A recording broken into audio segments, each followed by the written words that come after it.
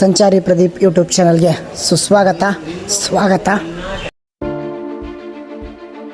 YouTube channel ಸಂಚಾರಿ ಪ್ರದೀಪ್. ಇವಾಗ ನೋಡ್ತಾ ಇದ್ದೀರಾ ನನ್ನ ವಿಡಿಯೋ.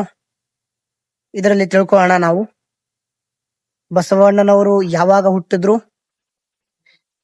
ಕೂಡಲ ಸಂಗಮ ಏನಕ್ಕಂತಾರೆ, ಮತ್ತೆ ಕೂಡಲ ಸಂಗಮದಲ್ಲಿ ಎಲ್ಲಿ ಐಕ್ಯರಾದರು, ಬಸವಣ್ಣನವರ ತಂದೆ ತಾಯಿ ಹೆಸರು, ಬಸವಣ್ಣನವರ ಜನನ ಎಷ್ಟರಲ್ಲಾಯಿತು, ಬಸವಣ್ಣನವರಿಗೆ ಎಷ್ಟು ಮದುವೆ ಆದವು, ಬಸವಣ್ಣನವರಿಗೆ ಅವರ ಗುರುಗಳು ಯಾರು, ಬಸವಣ್ಣನವರಿಗೆ ಬಸವ ಕಲ್ಯಾಣಕ್ಕೆ ಯಾರು ಕರೆದುಕೊಂಡು ಹೋದರು, ಇದರ ಒಂದು ಡೀಟೇಲ್ ಕಹಾನಿ ಇವಾಗ ನಿಮ್ಮ ಎದುರುಗಡೆ ಬಿಚ್ಚಿಡ್ತಾ ಇದ್ದೀನಿ. ಬನ್ನಿ, ವಿಡಿಯೋ ಲಾಸ್ಟ್ ತನಕ ನೋಡ್ತಾ ಇರಿ. ಯೂಟ್ಯೂಬ್ ಚಾನಲ್ ಸಬ್ಸ್ಕ್ರೈಬ್ ಮಾಡೋದು ಮರಿಬೇಡಿ.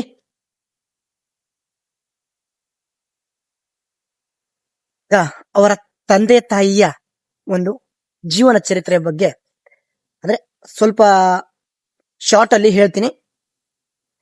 ಇವರು ತಂದೆಯ ಊರು ಯಾವುದು ಅಂದ್ರೆ ಡಿ ಭಾಗ್ಯವಾಡಿ. ಯಾವುದು ಅಂದ್ರೆ ಬಸವನ ಭಾಗ್ಯವಾಡಿಯ ಹಳೆಯ ಹೆಸರು ಬಡ್ಡಿ ಭಾಗ್ಯವಾಡಿ. ಇವಾಗ ಬಸವಣ್ಣ ಹುಟ್ಟಿದ್ಮೇಲೆ ಭಾಗ್ಯವಾಡಿ ಅಂತ ಕರೀತಾರೆ, ಬಸವಣ್ಣನ ಭಾಗ್ಯವಾಡಿ ಅಂತ. ಇವಾಗ ಮಾದರಸ ಮತ್ತು ಮಾದಲಾಂಬಿಯ ಒಂದು ಊರು. ಅವರು ಊರಿನ ಹಿರಿಯರು. ಜ್ಯೋತಿ ಬಸವೇಶ್ವರ ಅವರ ಜನನ ಎಷ್ಟರಲ್ಲಾಗತ್ತೆ ಅಂದ್ರೆ 1132 ಮೇ 3 ಇವರ ಜನನ ಆಗುತ್ತೆ. ಜಗಜ್ಯೋತಿ ಬಸವೇಶ್ವರ ಅವರನ್ನ ಒಂದು ಹೋಮದಲ್ಲಿ ಕೂಡಿಸ್ತಾರೆ. ಕೂಡಿಸಿದಾಗ ಅಪ್ಪ ಇದೆಲ್ಲ ಏನಕ್ಕೆ ಅಂತ, ನನಗೆ ಜಾತಿ ಭೇದ ಬೇಡಪ್ಪ ಅಂತ ಹೇಳಿ ಅವರು ಅಲ್ಲಿಂದ ಕೂಡಲ ಸಂಗಮದಲ್ಲಿ ಬಂದು ನೆಲೆಸ್ತಾರೆ. ಅವರು ಕೂಡಲ ಸಂಗಮಕ್ಕೆ ಬಂದು ಯಾರನ್ನ ಭೇಟಿ ಆಯ್ತಾರೆ ಅಂದ್ರೆ ಜಾತ ಮುನಿಗಳು ಈಶಾನ್ಯ ಗುರುಗಳು ಎಂದು ಕರೆಯಲ್ಪಡುತ್ತಾರೆ. ಮತ್ತೆ ಮುಂದೆ ಎಲ್ಲ ನಿಮ್ಗೆ ಡೀಟೇಲ್ ಕೊಡ್ತಾ ಇರ್ತೀನಿ. ಇವಾಗ ಮಾದಲಾಂಬಿಕೆ ಮತ್ತು ಮಾದರಸ ಅವರ ಇಬ್ಬರ ಯಾವ ದೇವರನ್ನು ಪೂಜಿಸುತ್ತಿದ್ರು ಅಂತಂದ್ರೆ ನಂದಿ ಮಹಾರಾಜರನ್ನು ಪೂಜಿಸುತ್ತಿದ್ರು. ನೀಲಾಂಬಿಕೆಯ ಒಂದು ದೇವಸ್ಥಾನ ಇಲ್ಲೇ ಆ ಕಡೆ ಸೈಡ್ ಕಾಣಿಸ್ತಾ ಇರ್ಬೋದು ನಿಮ್ಗೆ. ನಾನು ವಿಡಿಯೋದಲ್ಲಿ ತೋರಿಸ್ತೀನಿ ನಿಮ್ಗೆ. ಇವಾಗ ಕೂಡಲ ಸಂಗಮದಿಂದ ಬಸವಣ್ಣನವರು ಇಲ್ಲಿ ನಮ್ಮ ಬಸವ ಕಲ್ಯಾಣಕ್ಕೆ ಹೋಯ್ತಾರೆ. ಏನಕ್ಕೆ ಅಂದ್ರೆ ಇಲ್ಲಿನ ಓದು ಕೂಡಲ ಸಂಗಮದಲ್ಲಿ ಇರ್ತಾರಲ್ಲ, ಓದು ಎಲ್ಲ ಮುಗಿಸಿ ಇಲ್ಲಿಗೆ ಬಸವ ಕಲ್ಯಾಣಕ್ಕೆ ತೆರಳುತ್ತಾರೆ. ಯಾರ ಜೊತೆ ಅಂದ್ರೆ ಬಲದೇವ. ಅವ್ರು ಯಾರು ಮಾದಲಾಂಬಿಕೆಯ ಅಣ್ಣ. ಅವ್ರ ಜೊತೆ ಹೋಯ್ತಾರೆ ಇಲ್ಲಿಗೆ ಬಸವ ಕಲ್ಯಾಣಕ್ಕೆ. ಸೋದರ ಮಾವನ ಮಗಳು ಗಂಗಾಂಬಿಕೆಯನ್ನು ಮದುವೆ ಆಯ್ತಾರೆ. ಅಲ್ಲಿಂದ ಅವರ ಜರ್ನಿ. ಮತ್ತ ಬಸವಣ್ಣನವರು ಇಬ್ಬರನ್ನ ಮದುವೆ ಆಗಿದ್ದಾರೆ ಅಂತ ಹೇಳ್ತಾರೆ. ರಥವನ್ನು ನಿಲ್ಲಿಸುವ ಒಂದು ಜಾಗ, ಅಲ್ಲಿಂದ ಸ್ವಲ್ಪ ಮುಂದೆ ಬಂದ್ರೆ ನಾವು ಗೋಪುರ ನೋಡ್ತೀವಿ, ಒಂದು ದೊಡ್ಡ ಗಾತ್ರದ.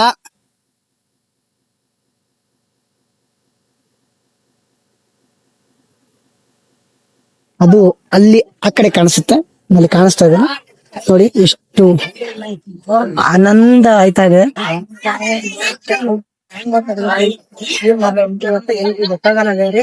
ಆದ್ರೂ ಬಸವಣ್ಣ ಇಷ್ಟ್ರಾಗ ಹುಟ್ರು, ಹೆಂಗ್ ಇಷ್ಟ್ರಾಗ ಐಕ್ಯ ಆದ್ರು, ಅದ್ರ ಬಗ್ಗೆ ನಾ ವಿಡಿಯೋ ಮಾಡ್ಬೇಕು ಅಂತ ಅದರಿ.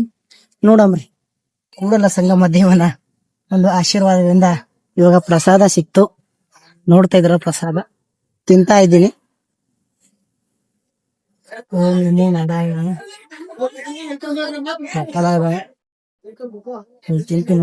ತಿಂದ ಮೇಲೆ ಫುಲ್ ಬ್ಲಾಗು ಬರುತ್ತೆ. ಬಸವಣ್ಣರು ಸಂಗಣ್ಣನ ಪಾದ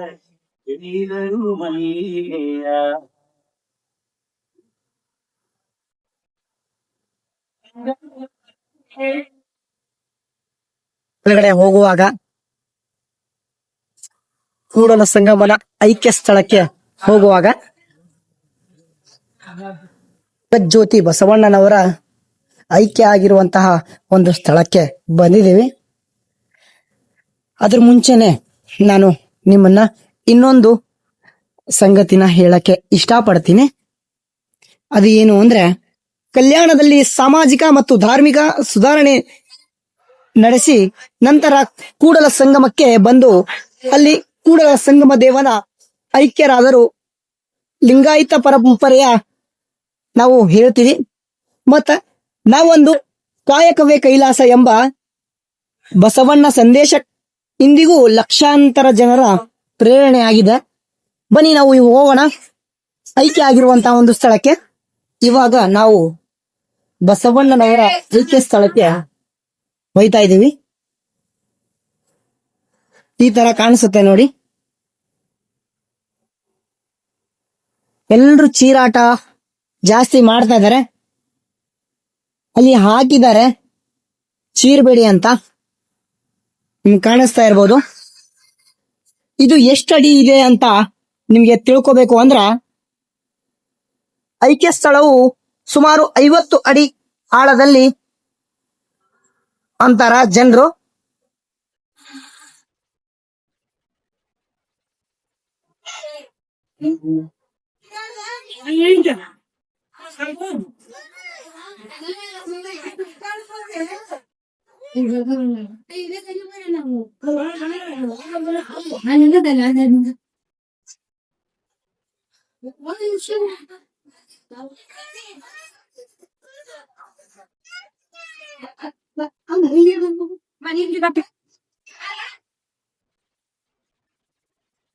ಐಕ್ಯ ಆಗಿರುವ ಜಗತ್ ಜ್ಯೋತಿ ಬಸವೇಶ್ವರ ಸ್ಥಳ ಇದು ಆಗಿರುತ್ತೆ. ಬಂದ್ವಿ, ಯಾಕಂದ್ರೆ ಫುಲ್ ದಗಿ ಇತ್ತು.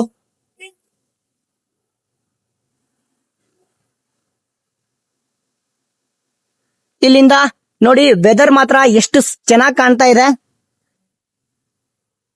ಸೌಂದರ್ಯ ಸವಿಯಕ್ಕೆ ಕೂಡಲ ಸಂಗಮ ದೇವನ ಒಂದು ಸನ್ನಿಧಿಗೆ ಬರ್ಬೇಕು ಅಂತ ಕೇಳ್ತೀನಿ. ನೋಡಿ ಎಷ್ಟು ಆನಂದ ಸಿಗ್ತಾ ಇದೆ. ಇವಾಗ ಹೇಳ್ತಾ ಇರೋದು ನಾನು ನಿಮಗೆ ಅಲ್ಲಿ ವಿಡಿಯೋ ಮುಖಾಂತರ ತೋರಿಸ್ತೀನಿ. ಅಲ್ಲಿ ದೂರದಲ್ಲಿ ಆ ಬ್ರಿಡ್ಜ್ ಹತ್ರನೇ ಇದೇ ತರ ಒಂದು ಕಟ್ಟಡ ಇದೆ, ನೀವು ಕಾಣಿಸ್ತಾ ಇರ್ಬೋದು. ಇದರಲ್ಲಿ ಕೆಲವು ಐತಿಹಾಸಿಕ ಮೂಲಕ ಪ್ರಕಾರ ಬಸವಣ್ಣನವರಿಗೆ ನೀಲಾಂಬಿಕೆಯ ಎಂಬ ಮತ್ತೊಂದು ಪತ್ನಿ ಇದ್ದರು ಎಂದು ಹೇಳ್ತಾರ. ಅವರಿಗೆ ಬಸವಣ್ಣನವರಿಗೆ ಇನ್ನೊಬ್ಬರು ವೈಫ್ ವರ ಅಂತ ಹೇಳ್ತಾರ. ಇವಾಗ ಬಸವಣ್ಣನವರ ಒಂದು ವಚನ ಹೇಳ್ತೀನಿ. ಕಳಬೇಡ ಕೊಲಬೇಡ ಖುಷಿಯ ನುಡಿಯಬೇಡ, ಮುನಿಯಬೇಡ ಅನ್ಯರಿಗೆ ಅಸಹ್ಯ ಪಡಬೇಡ, ಇದೇ ಅಂತರಂಗ ಶುದ್ಧಿ, ಇದೇ ಬಹಿರಂಗ ಶುದ್ಧಿ, ಇದೇ ನಮ್ಮ ಕೂಡಲ ಸಂಗಮ ದೇವನ ಒಂದು ಪರಿ. ಇದು ನಮ್ಮ ಕೂಡಲ ಸಂಗಮ ದೇವನ ಒಂದು ವಚನ. ಇವಾಗ ನಮ್ಮ ಬ್ಲಾಗ್ ಸ್ಟಾರ್ಟ್ ಮಾಡೋಣ ಬನ್ನಿ. ಮೊದಲನೇ ಪತ್ನಿ ಹೆಸರು ಗಂಗಾಂಬಿಕೆ, ಎರಡನೇ ಪತ್ನಿ ಹೆಸರು ನೀಲಾಂಬಿಕೆ. ಇವಾಗ ಅಲ್ಲಿರೋದು ಯಾರು ಅಂತ ಗೊತ್ತಿಲ್ಲ, ಆದ್ರೆ ನಾನು ಅಲ್ಲಿ ಮಾತ್ರ ಹೋಯ್ತೀನಿ. ನೀಲಾಂಬಿಕೆಯ ಒಂದು ಐಕ್ಯ ಸ್ಥಳನು ಅದು ಅಂತಾರೆ, ನೀವು ನೋಡ್ತಾ ಇರ್ಬೋದು. ಅಲ್ಲಿ ಕಾಣಿಸ್ತಾ ಇರ್ಬೋದು ನಿಮ್ ಬ್ರಿಡ್ಜ್ ಹತ್ರ. ನೀಲಾಂಬಿಕೆಯ ಒಂದು ಐಕ್ಯ ಸ್ಥಳಕ್ಕೆ ನಾವು ಹೋಗೋಣ. ನೋಡ್ರಿ, ಇಲ್ಲಿ ಬೋಟ್ಗಳು ಕಾಣತಾವಲ್ರಿ, ಇವು ಕೃಷ್ಣ ಮಲಪ್ರಭಾ ನದಿಗಳಲ್ಲಿ ಸಂಗಮ ಆಗುವಂತ ಒಂದು ನದಿಯಲ್ಲಿ ಇವ್ ಬೋಟ್ಗಳು ಓಡಾಡ್ತಾವಂತ್ರಿ. ಈಗ ಇವು ಬೋಟ್ಗಳು ಹೆಂಗ್ ಓಡಾಡ್ತಾವ ಅಂತಂದ್ರು, ನೀರಿನ ಮಟ್ಟ ಜಾಸ್ತಿ ಆಯ್ತು ಅಂತಂದ್ರು ಬಂದ್ ಮಾಡ್ತಾರ, ನೀರಿನ ಮಟ್ಟ ಕೆಳಗಾಯ್ತು ಅಂದ್ರು ಏನ್ ಮಾಡ್ತಾರ ಮತ್ ಚಲೋ ಮಾಡ್ತಾರ.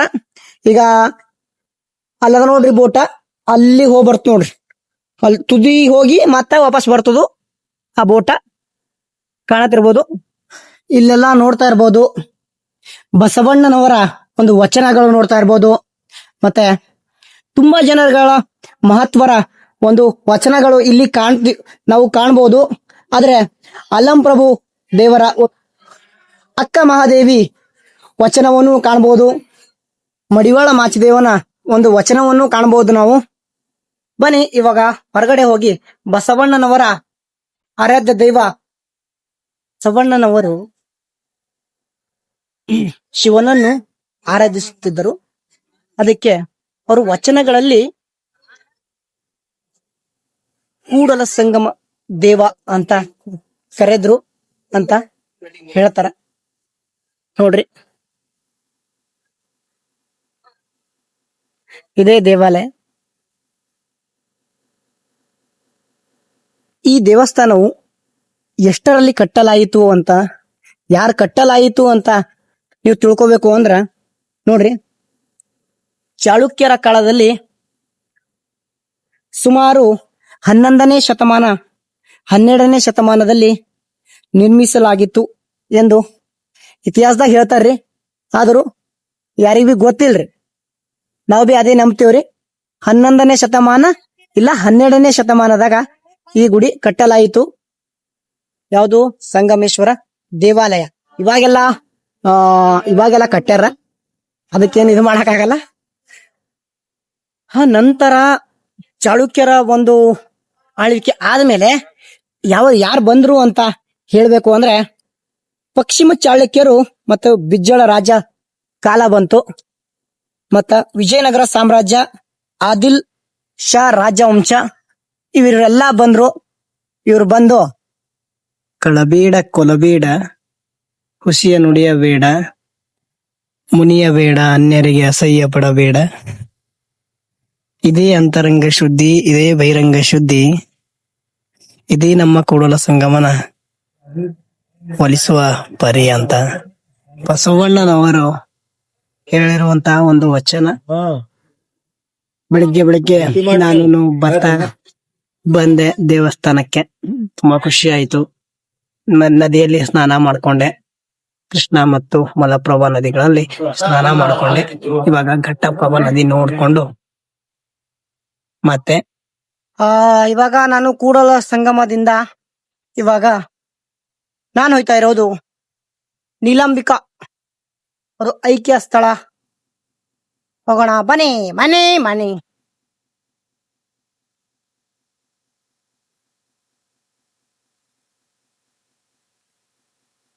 ನಮಸ್ಕಾರ.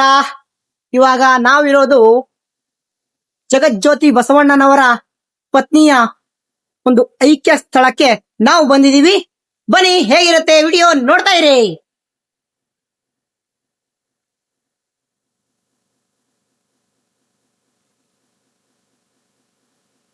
ಹಳೆಯ ಕಟ್ಟಡ ನಿಮಗೆ ಕಾಣಿಸ್ತಾ ಇರ್ಬೋದು. ಇದೇ ಒಂದು ಅವರು ನೀಲಾಂಬಿಕೆ ಅವರು ಐಕ್ಯ ಆಗಿರುವಂತಹ ಒಂದು ಸ್ಥಳ.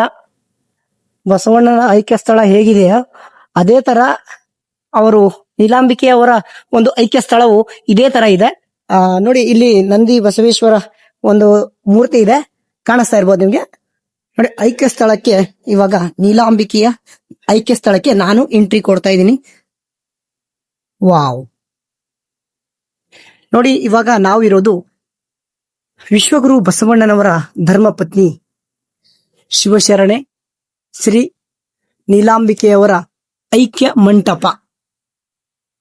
ನಿಮಗೆ ಕಾಣಿಸ್ತಾ ಇರಬಹುದು ಅವರು ಐಕ್ಯ ಮಂಟಪವನ್ನು ಇಲ್ಲಿ ಕಾಣಬಹುದು. ಇವಾಗ ಈ ಅಜ್ಜರಿದಾರಲ್ಲ, ಅಜ್ಜನ ಸಂಗಡ ಮಾತ್ರ. ನಮಸ್ಕಾರ ರೀ ಅಜ್ಜರೇ. ನಮಸ್ಕಾರ. ಹಾ ರೀ, ಹೇಳ್ರಿ. ಈ ನೀಲಂನವರು ಇಲ್ಲೇ ಐಕ್ಯ ಆಗಿದ್ರಿ. ಅದು ಹರೇ ಬಸವಣ್ಣವರು ಅಲ್ಲೇ ಆಗ್ಯಾರ. ಹರೇ ಸಂಗಮನಾಥ ಅಲ್ಲೇ ಅದನ್ರಿ. ಹರೇ ಇವ್ರ ಏನೈತಿ, ಇಲ್ಲಿ ಮಡಿಯಾಳ ಮಾಚಯ್ಯ, ಅಡ್ಪದ ಅಪ್ಪಣ್ಣ, ನೀಲಂನವರು ಇಲ್ಲೇ ಆಗ್ಯಾರ. ಹೊಸ ಮಂದಿ ಇಲ್ಲೇ ಒಂದೇ ಜಾಗದಲ್ಲಿ ಇಲ್ಲೇ ಅದ. ಆತ ಗುಡಿ ಐತ್ರಿ ಹೊರಗ, ಆಚೆ ಕಡೆ ಬಾಜು. ಹರೇ ರೀ. ಯಾರ್ಯಾರ್ರಿ? ಹಡಪದ ಅಪ್ಪಣ್ಣ, ಹಡಪದ ಅಪ್ಪಣ್ಣ, ಮಡಿಯಾಳ ಮಾಚಯ್ಯ, ಮಡಿವಾಳ ಮಾಚಯ್ಯ, ಅವರು ಇಲ್ಲೇ. ಇವರು ನೀಲಾಂಬಿಕೆ ಐಕ್ಯ ಸ್ಥಳ. ವಾವ್! ನೋಡಮ್ರಿ, ಇನ್ನ ಇಬ್ಬರ್ತದ ಅಂತ. ಮಡಿವಾಳ ಮಾಚಿದಯ್ಯ ನೋಡ್ರಿ, ಇದು ಅದ ನೋಡ್ರಿ, ಶಿವಶರಣು ಮಡಿವಾಳ ಮಾಚಿದೇವರ ಐಕ್ಯ ಮಂಟಪ ನೋಡ್ರಿ, ಹಿಂಗದ ನೋಡ್ರಿ. ವಾವ್!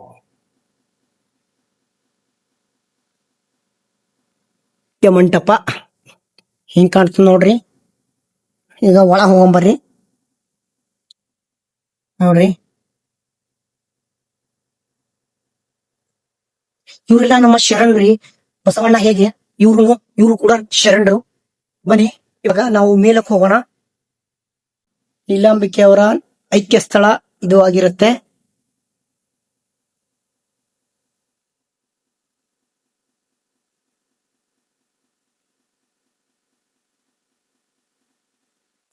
ನೋಡ್ರಿ, ಇಲ್ಲಿ 3 ಜನರ ಒಂದು ಸಮಾಧಿ ಅಂದ್ರೆ ಐಕ್ಯ ಆಗಿರುವಂತ ಒಂದು ಸ್ಥಳ. ಅದು ಯಾವ್ದ್ಯಾವ್ದು? ನೀಲಾಂಬಿಕೆ ಅವರ ಒಂದು ಐಕ್ಯ ಸ್ಥಳ, ಮತ್ತು ಹಡಪದ್ದ ಅಪ್ಪಣ್ಣನ ಒಂದು ಐಕ್ಯ ಸ್ಥಳ, ಮಡಿವಾಳ ಮಾಚಿದೇವನ ಒಂದು ಐಕ್ಯ ಸ್ಥಳ ಇದು ಆಗಿರುತ್ತದು. ಬರ್ರಿ ಈ ಮುಂದಿನ ವಿಡಿಯೋದಾಗ ಮುಂದಿಂದು ಮತ್ತ ಇದಾಗ್ತೀನ್ರಿ. ಈ ವಿಡಿಯೋ ನಿಮ್ಗೇನಾದ್ರು ಇದೇ ತರ ವಿಡಿಯೋ ಬೇಕಾದ್ರೂ ಕಮೆಂಟ್ ಮುಖಾಂತರ ತಿಳಿಸಬಹುದು. ಮತ್ತ ಸಿಗೋಣ. ಮತ್ತೆ ಯೂಟ್ಯೂಬ್ ಚಾನೆಲ್ ಹೋಗಿ ಸಬ್ಸ್ಕ್ರೈಬ್ ಮಾಡಿ.